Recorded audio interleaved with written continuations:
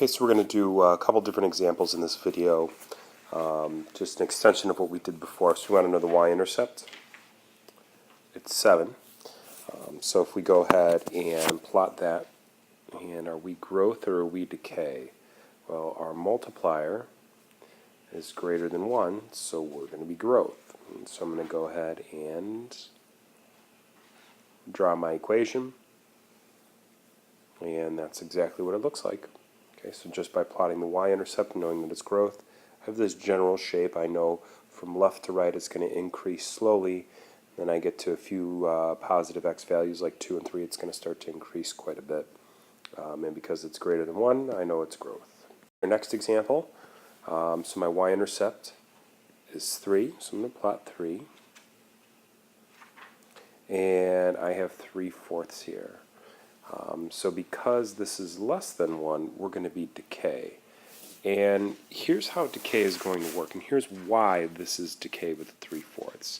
So plug in a negative number. So let's plug in -1. What does a negative exponent cause our term to do? Flips. So that's equal to 12/3, which is equal to 4. If I put in positive values, that fraction is going to get smaller and smaller and smaller. But if I put in negative values, it's going to get bigger and bigger and bigger. And that's why we have this different relationship, whether it's positive or negative. So I'm going to get a graph where it's kind of go the other direction. Okay? And that'll be an example of decay. We identify it quickly by seeing that this guy right here, this 3/4, is less than 1. And that's the quick way to kind of identify that it's decay as opposed to growth. Now, this very last equation that we have, are we growth or decay? We have a -1.5. So what I'd like for you to do is I'd like you to think about the multiplier and think about, well, what does this negative actually do to this equation? So do you think it's still growth? Do you think it's decay? Because this guy is new and we haven't talked about it. If you're not sure, you can go ahead and plug in values.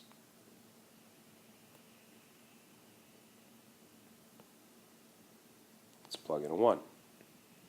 So if I plug in a 1, 4 times -1.5, and we're going to go ahead and we're going to get a negative number.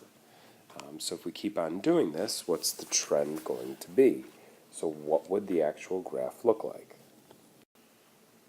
So we know this guy's going to equal -6. So I'm going to go ahead and plot that just because I have it, and we know we're at -1.5 for a y-intercept. I'm kind of seeing a trend here. So if I want to put in, 1, 1's going to be, -1. So -1.5. So that gives us a, kind of a small. It gives us a smaller number. It's still going to be negative. So what's going to happen here is we have our exponential growth function, but it's reflection, and that's what this negative in front's causing it to do. So we're going to go ahead and reflect down, but it's still, we can call this guy growth because of the multiplier. We're dealing with negative numbers getting larger and larger and larger, so it's still growth.